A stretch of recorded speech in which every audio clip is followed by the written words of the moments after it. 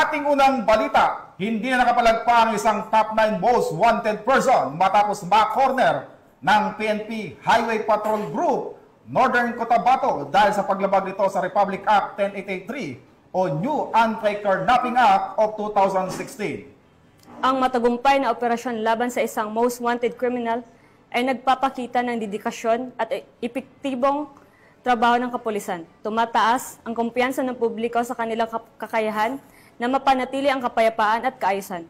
Yan ang balitang tinutukan ni Patrolwoman Janine Kyle Sarongon.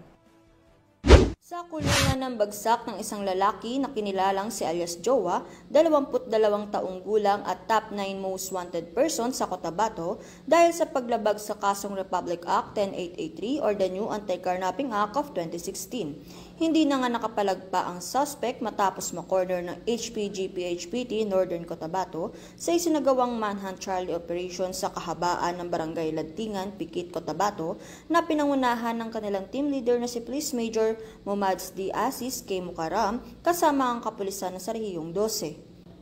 Dinakip ang suspect sa bisa ng warrant of arrest sa kasong carnapping na nilagdaan ni Christopher A. Navales, Presiding Honorable Judge ng Branch 18, 12 Judicial Region na Midsayap, Cotabato. Narito ang pahayag ni Police Lieutenant Manolito Ramiscal Garcia, Team Leader ng Midsayap Sub-Office.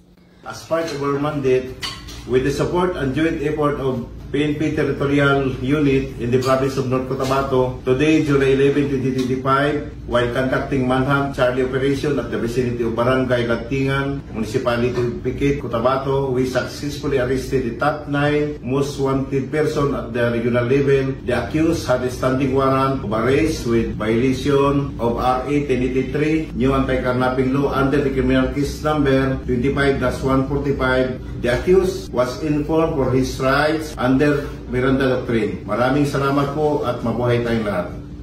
Ang suspect ay binasahan ng kanyang karapatan sa salitang kanyang naunawaan at siya ay kasalukuyang nakapiit sa Pikit Municipal Police Station para sa dokumentasyon at tamang disposisyon habang inaantay ang pagharap niya sa korte. Kami, ang Guardian of the Highways, ang kakampenyo sa kalsada na patuloy na magbibigay ng serbisyong HPG. Dahil dito sa ating bagong Pilipinas, ang gusto ng pulis, ligtas ka. At para sa iba pang balitang dala na serbisyong HPG, tumutok lamang sa aming YouTube channel at Facebook page na Police News Network. Mula sa tanggapan ng kampenyo sa kalsada, ako ang inyong PNN correspondent, Patrolwoman Janine Kyle Sarongon para sa Police News Network. Alagad ng batas, tagataguyod ng balitang pulis.